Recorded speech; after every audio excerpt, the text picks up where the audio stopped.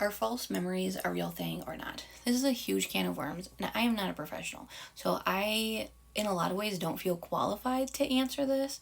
And at the same time, I think it's a topic that so many people are afraid of talking about that it's really hard to get anywhere with it. So I will share what I understand currently and will very much welcome people to give me other insights, other research, other resources. But I will ask, please do not say things like research this, because I have kind of tried to do that, and I it's very confusing to me when people just say something vague like that, as if you didn't do a single Google search. If there is some legitimate resource for this, please tell me what that is. So anyway, here is my current understanding on this idea of false memories. So I think something important to distinguish to start with is the idea of false memories largely comes from this thing in the 90s, the False Memory Syndrome Foundation, where they were claiming that therapists are convincing clients that they were sexually abused when they were not. So false memories in that context are implanted stories that an outsider told you were true. That is not the same thing as having a imperfect or incorrect memory of something. So we know without a doubt that memory is imperfect. Two people can witness the same thing and record the details of that experience differently. That's very normal, and that's not usually what we're talking about with false memories. It's also important to point out that we are not talking about false accusations. False accusations of SA would be somebody knows that they weren't sexually abused and they are lying to try to get somebody else in trouble. So the idea of false memories is you truly believe you remember something that did not happen to you because somebody else implanted that memory. My understanding of what we know about the ability to implant memories is that it can be done, but the only definitive research we have on it is with pretty normal memories.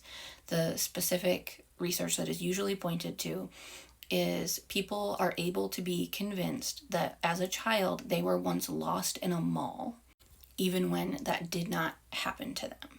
What the False Memory Syndrome Foundation has done is use that as evidence that people can have CSA memories implanted. Part of the suspected reason for why people can be convinced that they were once lost in a mall as a child is because most people as children went to a mall, and most children at some point in their life got lost in a store. And so if you take two details that they did experience and kind of combine them, you can kind of convince people of that. That is very, very different from convincing somebody that their father raped them if their father never did. And that's because memories that are repugnant to us, that are extreme, that are very different from our own personal experience, cannot be the level of evidence that we would need to be oh, that probably happened, is going to be a lot higher the more unusual or extreme or repulsive the story is. Another thing that we know is that there is a very, very long history in society of people not believing CSA survivors for all kinds of different reasons. People do not want to believe that sexual abuse is very prevalent in general, but also that it is prevalent in children and that it is prevalent within families, that incest is common. And you will see people who have tangible evidence of their CSA still have people claim that they're either completely making it up or really dramatizing it or various other things. People do not like to believe this stuff. Another aspect of this is that it is known as traumatic amnesia. That, to my understanding, is really not a controversial concept. It is well known that people have trauma, block out the trauma, and remember it later. For some reason, people seem to think when that happens with CSA that means it was a false memory, especially if that memory is recovered once somebody starts therapy.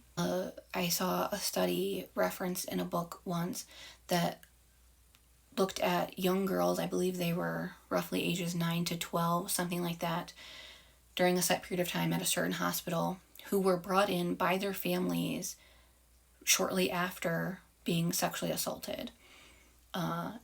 Testing was done to try to get DNA.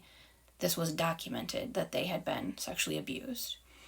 I forget, it was 20 or 30 years later, when these girls were grown, they checked back in with them, and almost 40% of them had completely forgotten that abuse, even though their parents took them to the hospital and it was documented. And I assume at least to some small degree was discussed within their family. So that, in my opinion, goes to show how very clearly real traumatic amnesia is.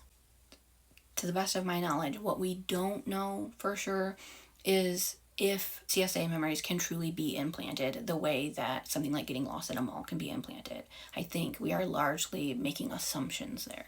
I think that is a big part of why modern therapists, good ones, are generally advised to be very, very careful about not leading clients to an answer like, you were sexually abused, or even more detailed than that your father sexually abused you.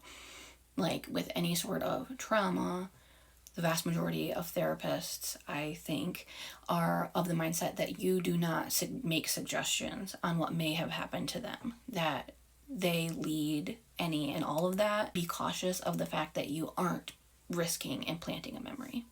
Another thing that I believe to be known to be very real is that sometimes people who have multiple SA experiences will get details wrong, and those details can include the wrong person. So when I think about the potential to implant false memories, I would wonder if people who are at risk of having false memories implanted when it comes to CSA would be people who do have a CSA history, but the details could mislead them. For example, if somebody was sexually abused by one of their brothers, could they have a false memory implanted that it was a different brother?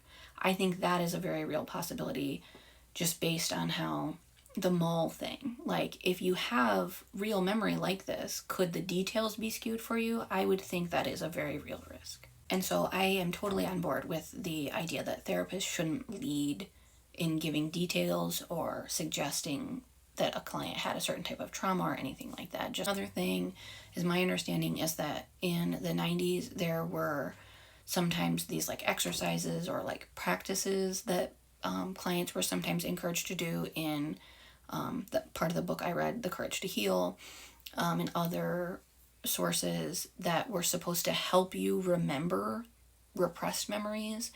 And I think those are super risky and should not be done.